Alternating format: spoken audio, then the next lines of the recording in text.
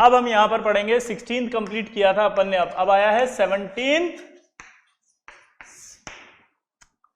Group. क्या है जल्दी बताओ? 17th group. और 17th ग्रुप को आपको पता है हेलोजन फैमिली भी कहा जाता है। क्या कहा जाता है? Halogen family. ठीक, अब अगर इसके कॉन्फ़िगरेशन की बात करें तो NH2NP5 आता है। ठीक, इसमें जो एलिमेंट होते हैं वो फ्लोरीन, क्लोरीन, ब्रोमीन और आयोडीन आता है और एस्टेटिन आता है। और एस्टेटिन रेडियो एक्टिव होता है। क्या होता है बोलो? Radio active. तो हम जनरली इन चारों हेलोजेंस की बात करेंगे। क्लियर? तो पहला स्टेप हमने पढ़ा है कॉन्फ़िगरेशन NH2NP5, ये आपका कॉन्फ़िगरेशन आपको याद होना चाहिए। अब बात करते हैं इसके अंदर एटॉमिक रेडियाई की। अब एटॉमिक रेडियाई की बात करें तो आप देखो डाउन द ग्रुप नीचे आएंगे तो साइज क्या होगा? बढ़ेगा। साइज अगर बढ़ेगा तो ऑर्डर क्या आएगा? देखो F Cl Br और I, तो F Cl Br और I नीचे आने पर साइज बढ़ेगा। अगर मैं आयनाइजेशन एनर्जी की बात करूं तो आपका F Cl Br I की बात करें अगर अपन, तो F Cl Br I अगर इसकी बात करें तो F Cl Br I के अंदर आयनाइजेशन एनर्जी की बात करते हैं तो नीचे आने पर साइज बढ़ेगा, अट्रैक्शन घटेगा। अगर अट्रैक्शन अगर घटेगा तो आयनाइजेशन एनर्जी भी घटेगा, तो नीचे आने पर आयनाइजेशन एनर्जी कम हो जाएगी। इलेक्ट्रोनेगेटिविटी की बात करो तो नीचे आने पर वही वाली बात है, साइज बढ़ेगा, न्यूक्लियस का अट्रैक्शन क्या हो जाएगा? कम। न्यूक्लियस का अट्रैक्शन अगर कम है तो इसका मतलब इलेक्ट्रोनेगेटिविटी भी कम होने लगती है, तो इलेक्ट्रोनेगेटिविटी का भी ऑर्डर ये आएगा। फ्लोरीन मोस्ट इलेक्ट्रोनेगेटिव एलिमेंट होता है। क्या? पूरी पीरियोडिक टेबल में किसमें? पूरी पीरियोडिक टेबल में फ्लोरीन की इलेक्ट्रोनेगेटिविटी हाईएस्ट होती है, सबसे ज्यादा। ठीक, उसके बाद आता है आपका electron gain enthalpy. Electron gain enthalpy की बात करते हैं अपन तो जनरली नीचे आने पर क्या होती है? वो घटती है। लेकिन अगर अपन ऑर्डर की बात करें Cl F Br और I, तो आपको याद होगा कि F और Cl की बात करते हैं अपन, तो यहां से जब हम इसकी बात करते थे सेकंड पीरियड का होता है, ये थर्ड पीरियड का होता है। इलेक्ट्रॉन गेन एंथैल्पी का मतलब होता है इलेक्ट्रॉन आकर के जुड़ेगा और उससे जो एनर्जी रिलीज होगी उसे कहा जाएगा इलेक्ट्रॉन गेन एंथैल्पी। तो जब इलेक्ट्रॉन आता है यहां पर तो आप सोच सकते हो कि जब इलेक्ट्रॉन आएगा यहां पर जुड़ने, तो इलेक्ट्रॉन जो आएगा यहां पर अगर जुड़ने तो इसके चारों तरफ जो है इलेक्ट्रॉन क्लाउड होगा ये, और अगर ये इलेक्ट्रॉन क्लाउड होगा तो इसका मतलब क्या होगा? आने वाले इलेक्ट्रॉन को रिपल करेगा, और अगर आने वाले इलेक्ट्रॉन को रिपल करेगा तो आप सोच सकते हो क्या इलेक्ट्रॉन आसानी से जुड़ेगा? नहीं, ये आसानी से नहीं जुड़ेगा। और अगर ये आसानी से नहीं जुड़ेगा, तो इसकी इलेक्ट्रॉन गेन एंथैल्पी कम हो जाएगी। और Cl जो है उसके पास थर्ड पीरियड का है, डी ऑर्बिटल भी खाली होते हैं, तो आने वाला जो इलेक्ट्रॉन है वो रिपल्शन कम फील करेगा क्योंकि साइज बढ़ गया, इन इलेक्ट्रॉन की जो डेंसिटी है वो कम हो गई। आने वाले इलेक्ट्रॉन को अब रिपल्शन कम मिलेगा, डी ऑर्बिटल खाली पड़े थे, आसानी से जुड़ेगा। तो आसानी से अगर जुड़ेगा तो इसकी इलेक्ट्रॉन की एंथैल्पी ज्यादा आएगी, तो ये आ गई। और इसमें भी एक खास बात है, अगर हम पीरियोडिक टेबल की बात करें तो Cl सबसे हाईएस्ट इलेक्ट्रॉन की एंथैल्पी रखता है, नेगेटिव इलेक्ट्रॉन की एंथैल्पी हाईएस्ट किसकी होती है? Cl की। अब यहां लैंग्वेज में नेगेटिव हो या नॉर्मल हो, सवाल पूछे हाईएस्ट इलेक्ट्रॉन की एंथैल्पी, तब भी आपको Cl की बोलना है, क्योंकि हम हमेशा मैग्नीट्यूड के हिसाब से आंसर देते हैं। क्या बोला जल्दी बताओ? हम हमेशा मैग्नीट्यूड के हिसाब से आंसर देते हैं। क्या बोला? मैग्नीट्यूड के हिसाब से आंसर देंगे इलेक्ट्रॉन गेन एंथैल्पी का।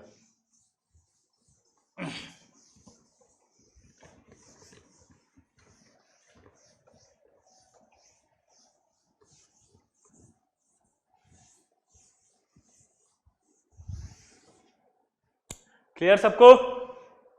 अब इधर देखो, तो यहां पर हमें समझ में आ गया कि इलेक्ट्रॉन गेन एंथैल्पी हमारी क्या होगी। ठीक, तो हमने क्या क्या पढ़ा देखो ध्यान से। पहला हमने पढ़ा ionization energy decrease down the group, हमने पढ़ा electronegativity decrease down the group, हमने पढ़ा atomic radius increase down the group, हमने पढ़ा electronegativity decrease down the group. अब एक और आता है इसके अंदर बॉन्ड एनर्जी, तो बॉन्ड एनर्जी हमने पढ़ा था 1 साइज होता है।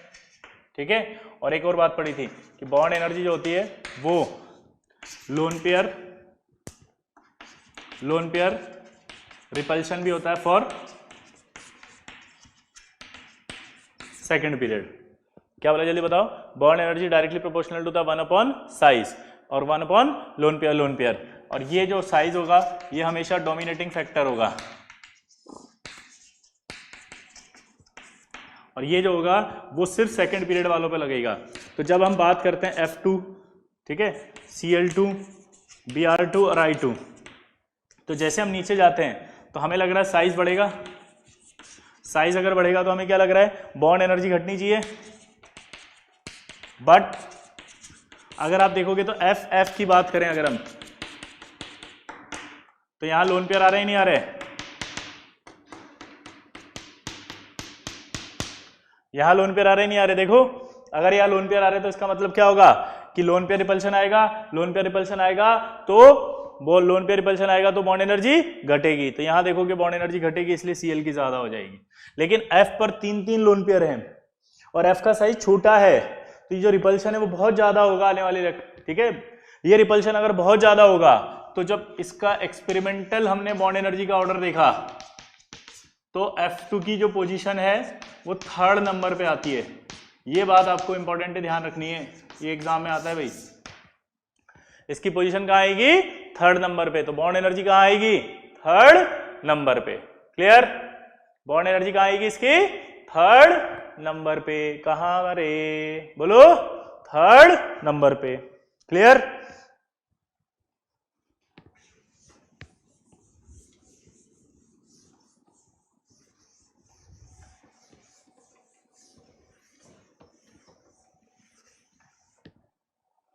अब बात करते हैं अपन किसकी? फिजिकल प्रॉपर्टीज की। तो अगर हम बात करें मेल्टिंग पॉइंट और बॉइलिंग पॉइंट, तो मेल्टिंग पॉइंट और बॉइलिंग पॉइंट जो है वो इंक्रीज होंगे डाउन द ग्रुप। नीचे आने पर मेल्टिंग पॉइंट और बॉइलिंग पॉइंट इंक्रीज होंगे। और आपको इसीलिए एक और बात पता चलता है, इनके फिजिकल स्टेट की बात करें अगर अपन, तो ये दोनों गैस होती हैं। ये आपके जो है वो लिक्विड होता है और ये आपका सॉलिड होता है। हाँ या ना? बोलो, क्या बोला जल्दी बताओ? पहला स्टेटमेंट क्या दिया मैंने कि ये नीचे आने पर आपका जो है वो मेल्टिंग पॉइंट बॉइलिंग पॉइंट बढ़ेगा जैसे जैसे इनका एटॉमिक नंबर बढ़ेगा। दूसरी बात मैंने बोली कि इनकी फिजिकल स्टेट F2Cl2 कैसी होती है बताओ? F2Cl2 कैसी होती है बताओ? गैस। और ये अपना क्या होता है बताओ? Br2 क्या होता है? लिक्विड। और I2 कैसी होती है? सॉलिड। अब जितनी भी हेलोजेंस होती हैं वो कलरफुल होती हैं। जैसे अगर मैं F2 की बात करूं तो F2 जो होती है वो पेल येलो कलर की होती है। Cl2 जो होती है वो ग्रीनिश येलो कलर की होती है। Br2 जो होती है वो, बोलो, रेडिश ब्राउन कलर की होती है। और I2 जो होती है वो कैसी होती है? वॉयलेट कलर की। और ये जो कलर आते हैं ये आपको मैंने मॉलिक्यूलर ऑर्बिटल थ्योरी में समझाया था। अगर जाके ध्यान से देखेंगे तो आपको पता लगेगा, वहां लिखवाया था होमो लूमो ट्रांजिशन। क्या बताया था? होमो लूमो ट्रांजिशन। कौन सा ट्रांजिशन? होमो लूमो ट्रांजिशन। तो ये आपका होमो लूमो ट्रांजिशन आया था इसके अंदर। क्या बोला जल्दी बताओ? होमो लूमो ट्रांजिशन। ठीक, इसकी वजह से सारी की सारी कलरफुल होती है हेलोजेंस। क्लियर सबको? आया ना? कोई डाउट? 2 मिनट दे रहा हूं, जल्दी से याद करो। चलो,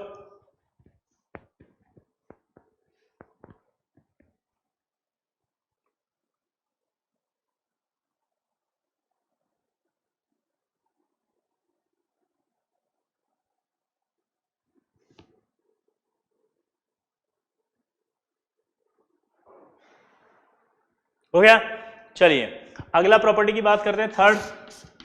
तो ये जो फ्लोरीन है और जो क्लोरीन है, ये फ्लोरीन और क्लोरीन जो होती हैं गैसेस, वो रिएक्ट विद वाटर, ये तुरंत रिएक्ट कर लेती है वाटर से। लेकिन जो ब्रोमीन और आयोडीन होती है वो स्पेरेंगली सॉल्युबल होती है वाटर के अंदर।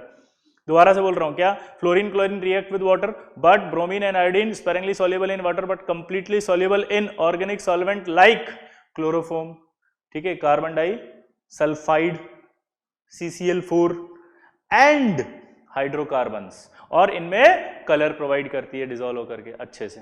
ठीक है, तो इन सॉल्यूशंस को क्या दे देती है? ये कलर्स।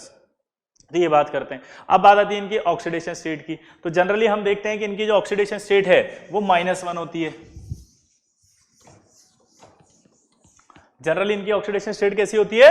-1। ठीक, लेकिन अगर हम बात करते हैं क्लोरीन, ब्रोमीन और आयोडीन की, तो वो +1, +3, +5 और +7। दोबारा से बोलो क्या बोला मैंने, +1 +3 +5 और +7, ये भी ऑक्सीडेशन स्टेट शो करती हैं पॉजिटिव में। रीजन बिहाइंड इट होता है इनके पास वैकेंट ऑर्बिटल होता है, प्लस इनके पास वैकेंट ऑर्बिटल होने के साथ मल्टीपल बॉन्ड बनाने की टेंडेंसी भी पाई जाती है। फ्लोरीन जो होता है वो ओनली -1 ऑक्सीडेशन स्टेट शो करेगा, क्योंकि फ्लोरीन के पास कोई वैकेंट ऑर्बिटल नहीं होता है और उसकी मल्टीपल बॉन्ड बनाने की जो टेंडेंसी है वो भी नहीं होती है।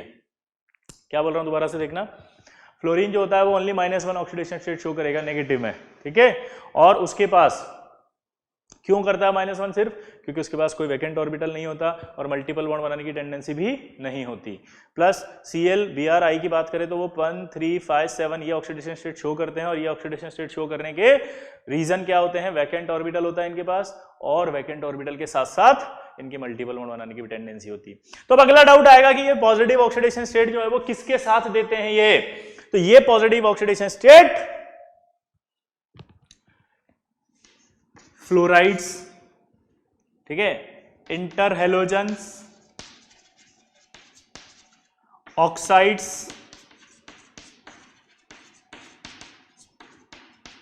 एंड ऑक्सीसॉल्ट्स, इनके साथ देते हैं।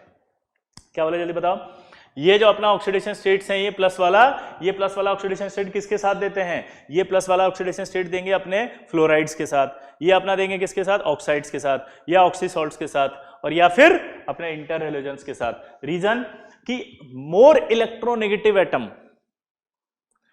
जिसका साइज छोटा हो, ऐसों के साथ मिलकर के ये क्या करेंगे, ज्यादा ऑक्सीडेशन स्टेट शो करेंगी। तो आपको पता है फ्लोरीन मोर इलेक्ट्रोनेगेटिव है, फ्लोरीन अगर मोर इलेक्ट्रोनेगेटिव है तो उसका साइज छोटा भी है, इलेक्ट्रोनेगेटिव ज्यादा है तो ज्यादा से ज्यादा इलेक्ट्रॉन खींच सकता है अपनी, और इसका मतलब हायर ऑक्सीडेशन स्टेट की तरफ ले जा सकता है। ऑक्सीजन का भी साइज छोटा है, ऑक्सीजन का साइज छोटा है तो इसका मतलब क्या निकलता है कि वो मोर इलेक्ट्रोनेगेटिव भी है और उसका साइज भी छोटा है, तो इसका मतलब क्या निकला, क्या निकला कि वो भी इलेक्ट्रॉन खींच सकता है। तो जनरली अगर पूछा जाए कि higher oxidation state of chlorine, bromine और आयोडीन पाई जाती है तो क्या बोलेंगे हम कि स्मॉल साइज एटम्स जिनकी इलेक्ट्रॉन नेगेटिविटी हाई होती है उनके साथ पाया जाता है, और वो एग्जांपल लेंगे हम फ्लोरीन और ऑक्सीजन। क्या लेंगे, फ्लोरीन एंड ऑक्सीजन, क्लियर। और वो कंपाउंड कौन से होंगे जिनमें पाई जाएगी, वो होंगे फ्लोराइड, इंटरहेलोजन, ऑक्साइड्स एंड ऑक्सीसॉल्ट्स, ठीक है, या ऑक्सी एसिड्स, या ऑक्सी एसिड भी लिख सकते हैं,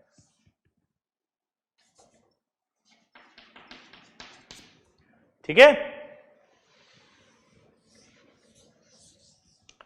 अब जो हमारे पास जो है वो क्लोरीन और ब्रोमीन की बात करें तो वो +4 और +6 वाले ऑक्सीडेशन स्टेट भी पाई जाती है। तो क्लोरीन और ब्रोमीन में कौन कौन सी ऑक्सीडेशन स्टेट की बात कर रहे हैं हम, +4 और +6, दोबारा बोलना कौन सी, +4 और +6, दोबारा बोलना +4 और +6।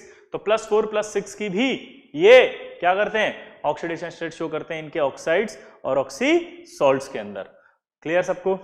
अब एक इंपॉर्टेंट बात होती है जो आपको पता है पर उसको आप ध्यान ना रखें, फ्लोरीन +1 ऑक्सीडेशन स्टेट भी शो करता है HOF में, किसमें, HOF, बट ये अनस्टेबल होता है, टूट जाता है, इसलिए ये टूट जाएगा। तो अगर आपसे कभी सवाल में आ जाए इंटीजर सवाल कि ऐसा एलिमेंट बताओ जो सिंगल ऑक्सीडेशन स्टेट शो करता है और उसमें फ्लोरीन हो, तो टिक कर देना, आपको कोई कंफ्यूजन नहीं आना चाहिए। आपको अगर ये याद आ जाए सर HOF भी था, वो +1 भी शो करता था, नहीं, बहुत कम शो करता था, इसलिए वो काउंट नहीं करेंगे, मैंने आपको बता दिया बस। और एक और बात बता दी कि फ्लोरीन का एक ही ऑक्सी एसिड एग्जिस्ट करता है और वो है HOF।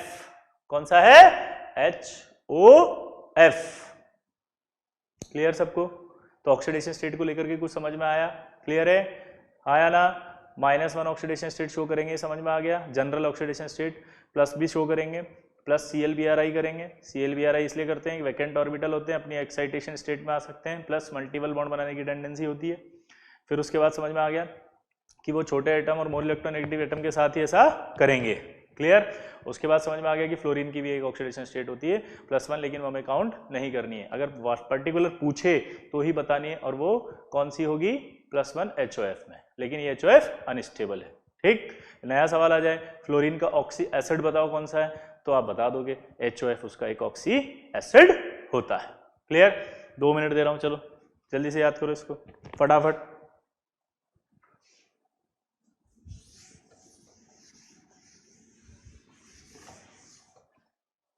जल्दी, क्लियर। अब बात आती है इनकी केमिकल। तो जितने भी केमिकल प्रॉपर्टीज की बात करें तो हैलोजेंस, जितनी भी हैलोजेंस होती हैं वो मोर रिएक्टिव है, बहुत ज्यादा रिएक्टिव होती हैं। और अगर इनकी रिएक्टिविटी की बात करें तो नीचे आने पर वो रिएक्टिविटी डिक्रीज होने लगती है। यानी कि अगर रिएक्टिविटी की बात करें तो FCl इनमें सबसे ज्यादा रिएक्टिव कौन होगा? F। क्लियर। तो हैलोजेंस आर मोर रिएक्टिव और रिएक्टिविटी जो होती है डिक्रीज होती है डाउन द ग्रुप। और ये कई मेटल्स के साथ, नॉन मेटल्स के साथ मिलकर के क्या बना लेता है? हैलाइड्स। तो वो हैलाइड अगर बात करूंगा पर्टिकुलर, तो उस हैलाइड की जो रिएक्टिविटी होगी वो भी क्या होगी? डिक्रीज होगी डाउन द ग्रुप। क्लियर। क्या समझ में आया बताओ? Halogens are more reactive. और मोर रिएक्टिव के बाद क्या समझ में आया? बोलो। दे रिएक्ट विद, बोलो, metal and non metals and form halides, और the stability of halide decreases down the group. Clear. तो सबसे ज्यादा रिएक्टिव होता है F2। क्लियर सबको? आया ना? बोलो। क्लियर। चलो 2 मिनट आपको 2 लाइन इसकी भी फटाफट, जल्दी।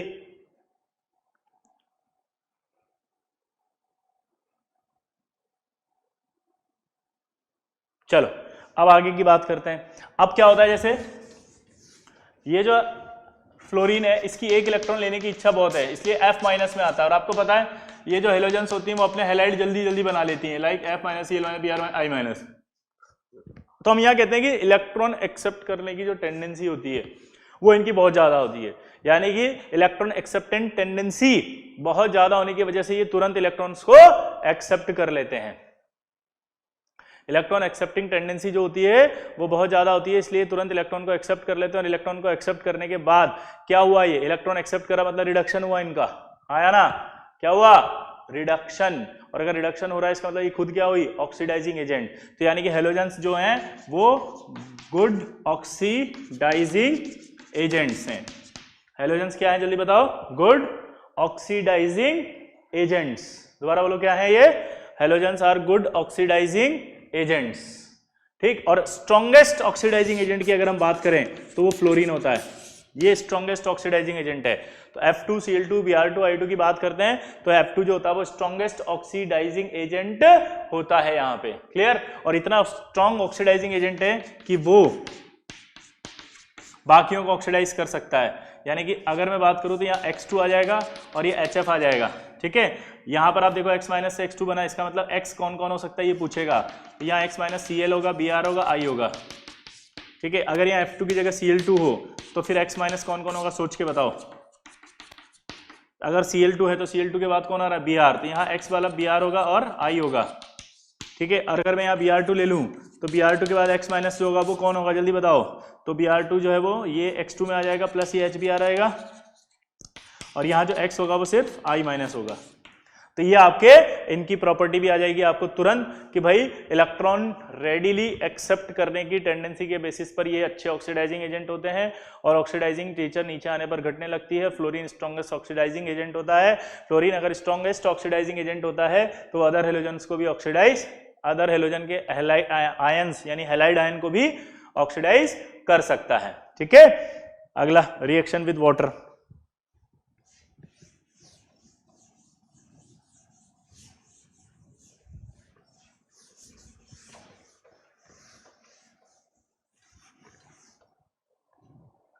अब अगर रिएक्शन विद वाटर की बात करें तो स्ट्रॉन्गेस्ट ऑक्सीडाइजिंग एजेंट है ये। तो ये क्या करेगा? खुद तो रिड्यूस होगा और वाटर को -2 है तो ऑक्सीडाइज करके कहाँ ले जाएगा? O2 में। तो ये रिएक्शन हो जाएगी और क्या बनाएगा? HF+O2। क्या बनाएगा जल्दी बताओ? HF+O2। लेकिन अगर Cl2 की बात करते थे तो Cl2 जो है वो रिएक्ट करके क्या बनाती थी? HCl+HOCl। है ना? ये डिस्प्रोपोर्शनेट हो जाती थी पानी के अंदर जाती है, अगर याद हो तो बताना, सॉल्ट के अंदर पढ़ाया था। ठीक। लेकिन अगर यहां पर आपका Br2 भी ले सकते हैं इसी तरह से। लेकिन अगर यहां पर I2 की बात करें तो I2 प्लस वाटर रिएक्ट नहीं करेंगे क्योंकि ये बहुत वीक ऑक्सीडाइजिंग एजेंट है, ये रिएक्ट नहीं करता। अगर आपको रिएक्ट कराना है तो उल्टा हो जाएगा, एसिडिक मीडियम लो और ऑक्सीजन भेज दो, और रिएक्शन अगर कराएंगे तो यहाँ पर आपका क्या बन जाएगा? I2। ठीक है। O2 इसको ऑक्सीडाइज करेगी और साथ में H2। तो अगर आपसे बोले which of the following reaction is irreversible या यूं कहें इज नॉट पॉसिबल, और अगर उसने ऐसे दे दी I2 + H2O तो क्या ये रिएक्शन करेंगे? नो। ये और ये रिएक्ट करके इधर जा सकती है रिएक्शन, लेकिन ये इधर से इधर नहीं आ सकती। दोबारा बोलो क्या बोला मैंने, ये इधर से इधर नहीं आ सकती और इधर से इधर नहीं आ सकती। क्लियर? हाँ या ना?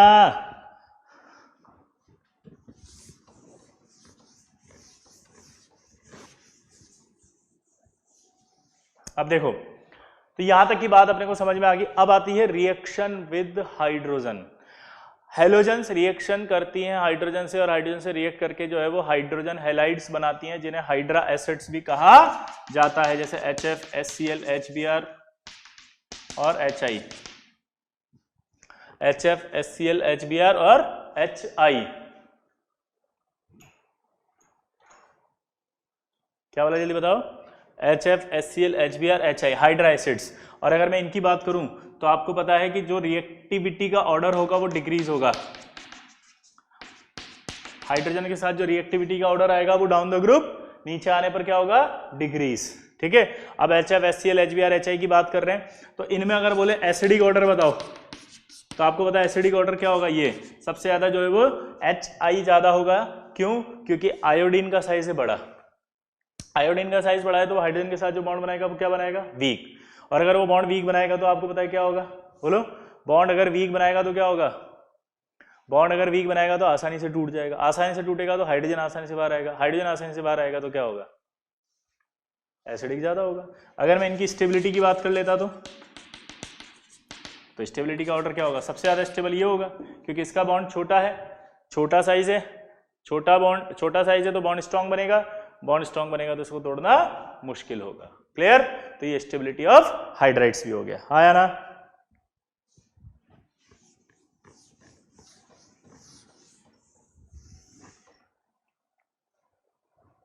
अब आता है रिएक्टिविटी ऑफ ऑक्सीजन।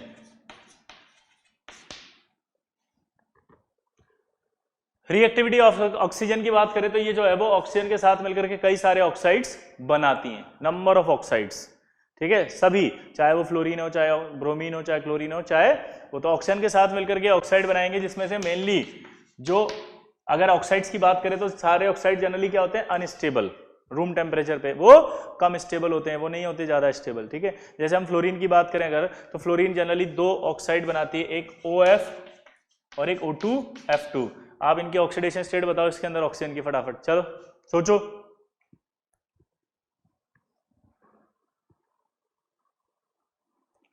हो गया? अब अगर मैं बात करूं तो आपने निकाला होगा तो यहां +2 आ रही है और यहां +1 आ रही है, क्योंकि इसकी रिएक्शन, सॉरी, इसकी स्ट्रक्चर ऐसी होती है, इसमें ऑक्सीजन +1 में। अब ये जो है वो सिर्फ ये वाला एक जो है वो ऑक्सीफ्लोराइड स्टेबल होता है, वो भी रूम टेम्परेचर 298 केल्विन पर। ये अनस्टेबल होता है। ठीक है, ये टूट जाएगा जल्दी से, ये अनस्टेबल होता है, टूट जाएगा अच्छे से, तो आसानी से फ्लोरीन दे सकता है। फ्लोरीन आसानी से देगा, इसलिए अच्छा फ्लोरीनेटिंग एजेंट होगा। तो O2F2 is a good fluorinating agent, और इस O2F2 की फ्लोरीनेटिंग एजेंट वाली प्रॉपर्टी का इस्तेमाल हम प्लूटोनियम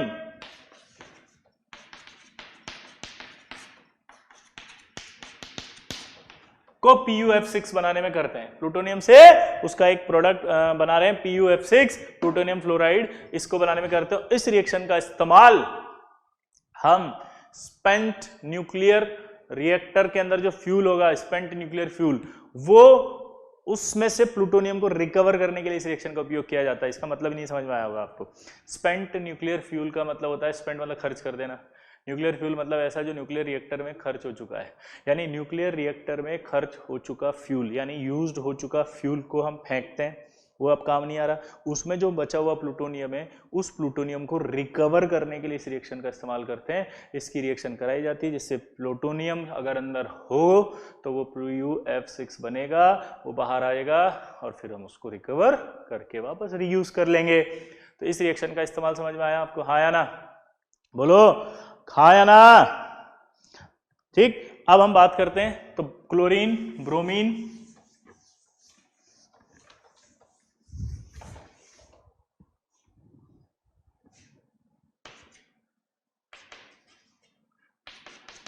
ये क्लोरीन, ब्रोमीन और आयोडीन की अगर हम बात करें तो ये भी आपके ऑक्साइड्स बनाते हैं। ये कई सारे वेरिएबल ऑक्साइड बनाएंगे। जैसे अगर मैं क्लोरीन की बात करूं तो क्लोरीन का जो आएगा Cl2 हो जाएगा, Cl2O7, यानी ये +1 +3 +5 +7 ऐसे भी कई सारे ऑक्साइड्स बना सकते हैं अलग अलग। क्लियर सबको? तो यहां पर आप बात करें तो क्लोरीन और इसकी कई सारे ऑक्साइड्स बना सकते हैं। ठीक है। हाँ, तो अब बात कर रहे थे कि जो ऑक्साइड्स हैं, हैलोजन के जो ऑक्साइड्स हैं उनकी बात करें अगर, तो थर्मोडायनेमिक और काइनेटिक एक्सप्लेनेशन के कंबाइंड इफेक्ट से जो आपके पास स्टेबिलिटी ऑफ ऑक्साइड का ऑर्डर आता है वो आता है ICl और Br। ये आपको इंपॉर्टेंट ध्यान रखना है। ठीक है।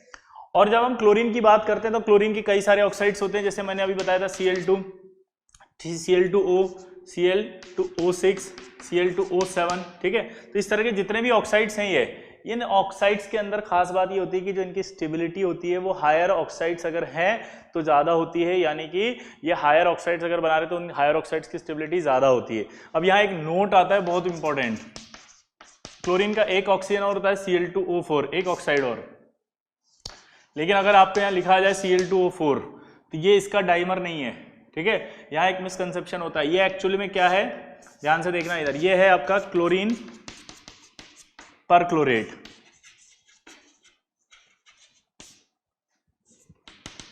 Chlorine perchlorate. क्लियर? तो ये क्लोरीन परक्लोरेट है, ये Cl2O4। तो कभी भी ऐसे नहीं देखेंगे कि ClO2 का जो है वो डाइमर फॉर्म है ये। ठीक है। क्लोरीन परक्लोरेट ऐसा नहीं है। क्लियर? 2 मिनट दे रहा हूं, जल्दी से याद करो। क्या? Cl O2 का डाइमर नहीं होता Cl2O4। Cl2O4 एक अलग चीज है, वो है क्लोरीन परक्लोरेट। क्लियर? दूसरी बात, जितने भी ये क्लोरीन की जो ऑक्साइड्स बन रहे हैं उनकी खास बात है कि जो हायर ऑक्सीडेशन स्टेट की तरफ जाएंगे तो फिर वो ज्यादा स्टेबल होंगे, यानी हायर ऑक्साइड्स ज्यादा स्टेबल होंगे देन लोअर। ठीक है। आया ना?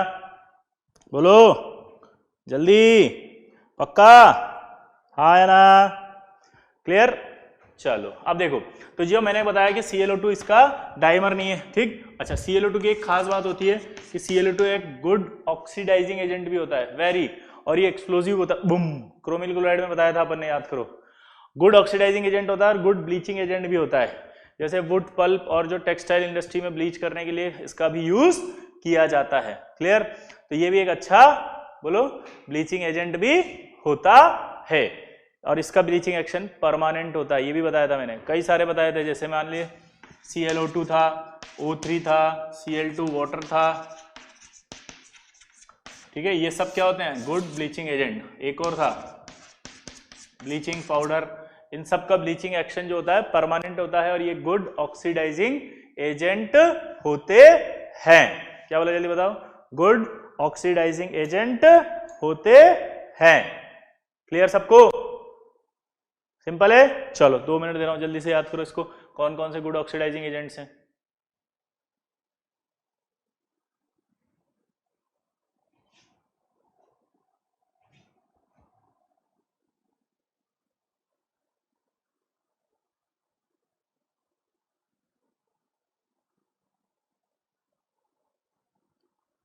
चलो अब हम ब्रोमीन की बात करते हैं। तो ब्रोमीन के जो ऑक्साइड्स होते हैं लाइक BrO2, Br2, O3, इस टाइप के जो भी ऑक्साइड्स होंगे ये लीस्ट स्टेबल होते हैं। ठीक है। बहुत कम स्टेबल होते हैं और ये पावरफुल ऑक्सीडाइजिंग एजेंट होते हैं। इनकी स्टेबिलिटी कम होती जाती है मिडिल तक आते आते। ठीक है। तो और पावरफुल ऑक्सीडाइजिंग एजेंट है। आयोडीन के भी जैसे कई सारे ऑक्साइड्स आपके पाए जाते हैं। तो आयोडीन के ऑक्साइड्स की अगर हम खास बात देखें तो आयोडीन के अंदर जैसे मान लो आपके I2O4 हो गया, I2O5 हो गया, I2O7 हो गया, इस तरह के जो ऑक्साइड्स पाए जाते हैं इनमें सबसे इंपॉर्टेंट एक आपका जो ऑक्साइड होता है वो I2O5 होता है। ये अच्छा ऑक्सीडाइजिंग एजेंट भी होता है, प्लस इसका अगर याद करो तो इस्तेमाल किया जाता है कार्बन मोनोऑक्साइड जो था उसके एस्टिमेशन के लिए इसका उपयोग किया जाता था, अगर याद आ रहा हो तो। जब अपन ने कहाँ पढ़ा था ये, बोलो? सॉल्ट के अंदर भी पढ़ा था और जब 14th ग्रुप पढ़ा था तब। ठीक है। तो इसके एस्टिमेशन के लिए भी इसका इस्तेमाल होता है। तो ये आपके जो है वो मेनली अगर अपन देखें तो सारे के सारे क्या हो गए? ऑक्साइड। और ये सब आपके क्या होते हैं? गुड ऑक्सीडाइजिंग एजेंट्स होते हैं। ठीक। इसके बाद इंडिविजुअली आ रहा है प्रिपरेशन। तो प्रिपरेशन ऑफ F2 की बात अपन करते हैं। तो F2 की बात अपन करते हैं तो इसमें सबसे पहले आता है मॉइजन प्रोसेस। मॉइसन प्रोसेस जो होता है वो इलेक्ट्रोलिसिस ऑफ KHF2 होता है। क्या बोला बताओ मैंने? मॉइसन प्रोसेस जो होता है वो क्या होता है? इलेक्ट्रोलिसिस ऑफ KHF2 से करते हैं। CaSO4 की रिएक्शन अगर हम HF से करा दें तो सपोज क्या होगा बताओ?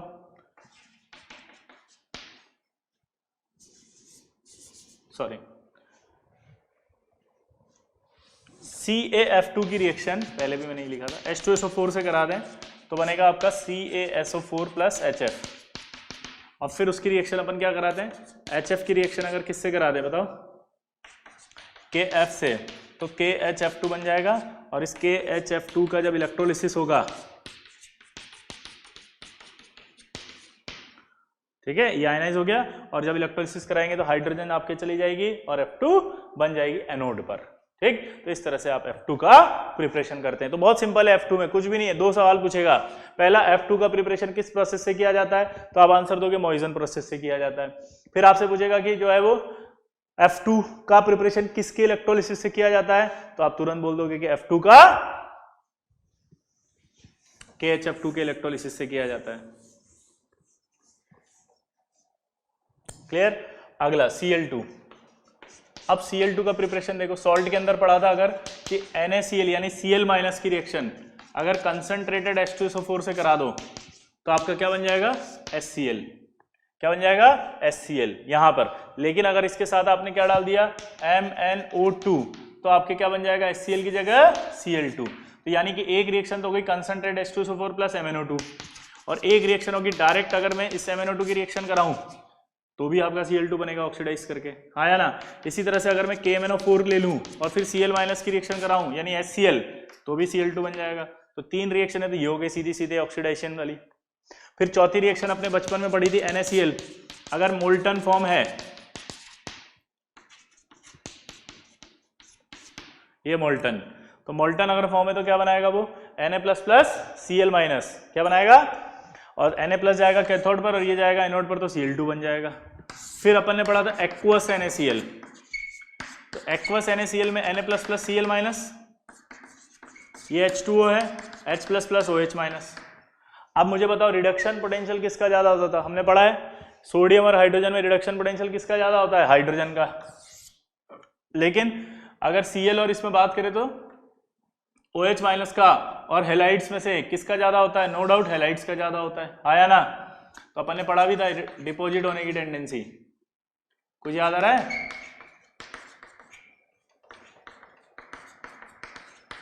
हेलोजन्स अगर होती हैं तो हेलोजन खुद डिपॉजिट होने जाती हैं।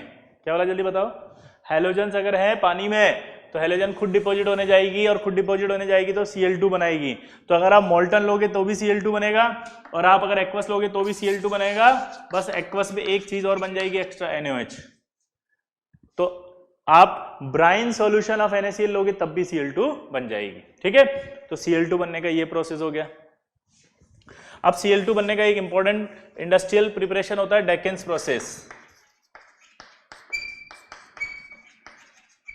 इसके अंदर क्या होता है, ये मैंने पहले भी बोला था कि मैं पूछूंगा आपसे।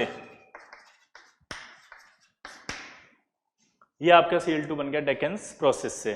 ठीक है, तो डेकेंस प्रोसेस की अगर हम बात करते हैं तो डेकेंस प्रोसेस के अंदर देखो आप क्या हो रहा है, ये कैटलिस्ट है। क्या है?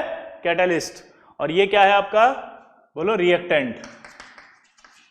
ये आपका एक और प्रिपरेशन हो गया किसका? Cl का। तो Cl2 गैस बनाने का जो इंपॉर्टेंट है ये डेकेंस प्रोसेस याद रखना है। इसके अंदर रिएक्टेंट आपको याद रखना है कि HCl है, इसके अंदर आपको कैटलिस्ट याद रखना है कि CuCl2 है। सॉरी, क्या बोला जल्दी बताओ? पहला कैटलिस्ट याद रखना है आपको, जल्दी बोलो, आया ना? पक्का? चलो अब बात करते हैं इसकी प्रॉपर्टीज। तो आपको पता है कि क्लोरीन की जो प्रॉपर्टी की बात करते हैं तो पहला ग्रीनिश येलो गैस होती है, पंजेंट स्मेल होती है इसकी। ग्रीनिश येलो गैस है, पंजेंट स्मेल होती है और पानी में डिजोल्व हो जाती है आसानी से, पानी में सॉल्यूबल है। और इसीलिए इसका उपयोग पानी को भी ब्लीच करने के लिए किया जाता है और पानी को प्यूरिफाई करने के लिए भी किया जाता है। इसीलिए तो हम कहते हैं क्लोरीनेटेड वाटर। क्या इस्तेमाल करते हैं हम? Chlorinated water. तो ये आसानी से पानी में सॉल्यूबल हो जाती है। ठीक है, और सबसे खास बात ये है कि क्लोरीन जो होती है वो रिएक्ट कर लेती है, बोलो किस किस से? नंबर ऑफ एटम्स, चाहे वो एटम हो चाहे नॉन मेटल हो, जैसे अगर मैं बात करूं किसकी, एल्यूमिनियम, तो एल्यूमिनियम की अगर Cl2 से कराऊंगा तो क्या बन जाएगा, LCl3, हाँ या ना, ठीक है। कैल्शियम से कराऊंगा तो क्या बन जाएगा, CaCl2, सिल्वर से कराऊंगा तो क्या बन जाएगा, AgCl, फास्फोरस से कराऊंगा तो क्या बन जाएगा, PCl3, हाँ या ना, सल्फर से करा दूंगा S8 तो S2Cl2, ये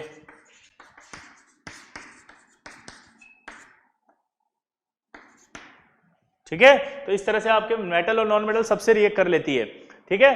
दोबारा से बोलेंगे, चलो एल्यूमिनियम से कराऊंगा तो LCl3, मान लो आयरन ले लिया तो FeCl3, ठीक है। सोडियम ले लिया तो NaCl, फॉस्फोरस ले लिया तो बोलो PCl3, और अगर एक्सिस में ले लिया तो PCl5, और अगर मान लीजिए सल्फर लिया तो क्या होगा, S2Cl2, क्लियर।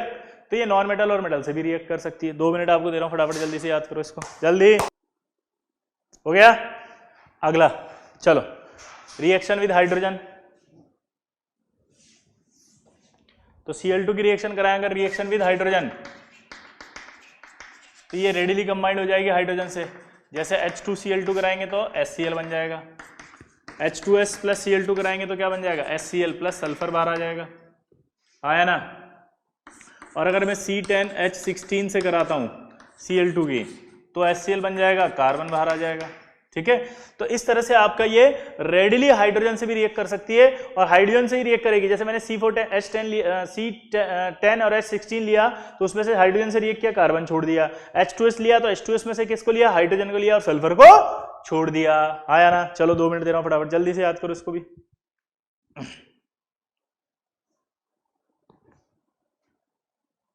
हो गया। अब जो फेमस थी एक रिएक्शन अगर याद हो तो वो फेमस रिएक्शन थी रिएक्शन विद अमोनिया। ये आपको कई बार बोल चुके हैं, इंपॉर्टेंट है।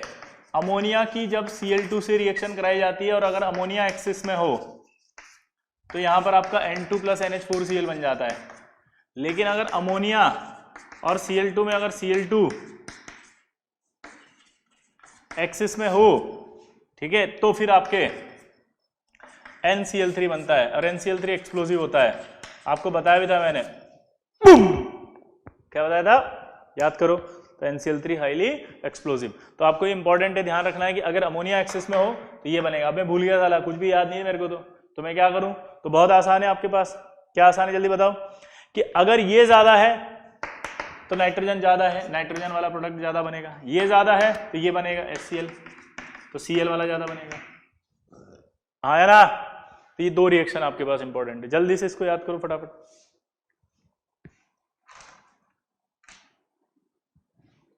हो गया।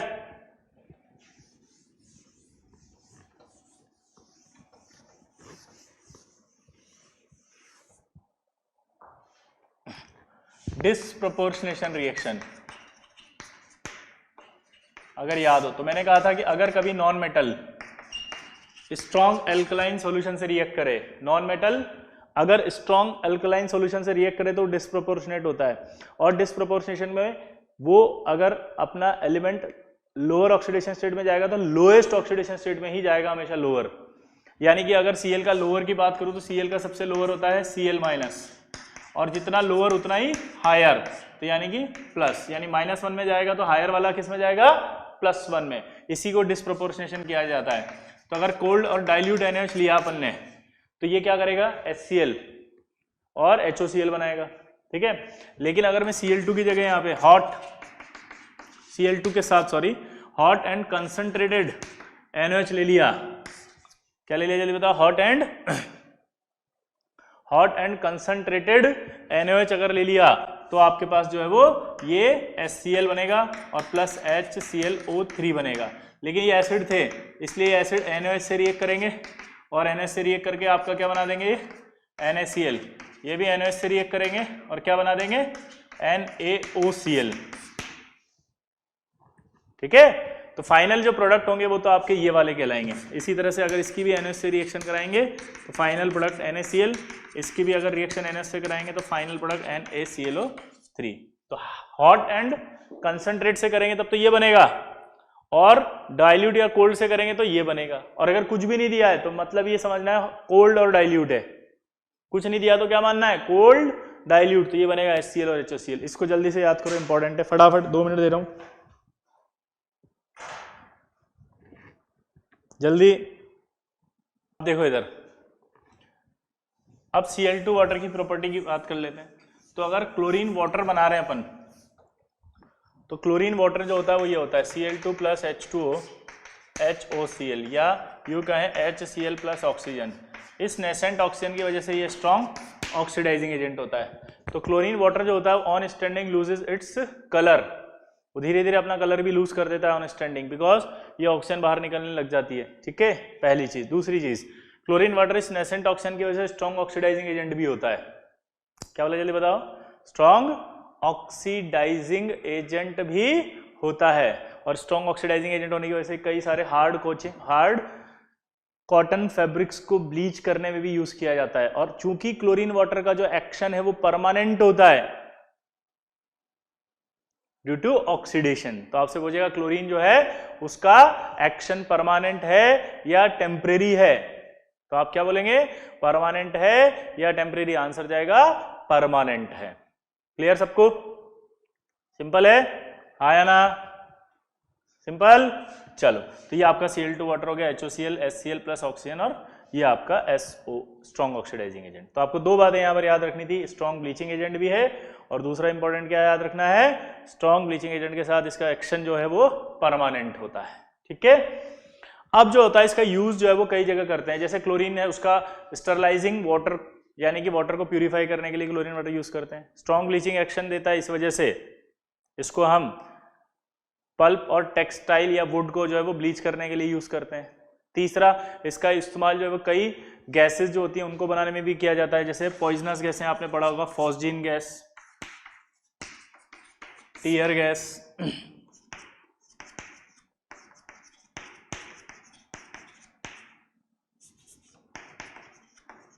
मस्टर्ड गैस, इस तरह की कई पॉइजनस गैसेस बनाने में भी इसका इस्तेमाल किया जाता है। हाँ या ना? ठीक है, चलिए बाकी नेक्स्ट पे पढ़ेंगे। ठीक है।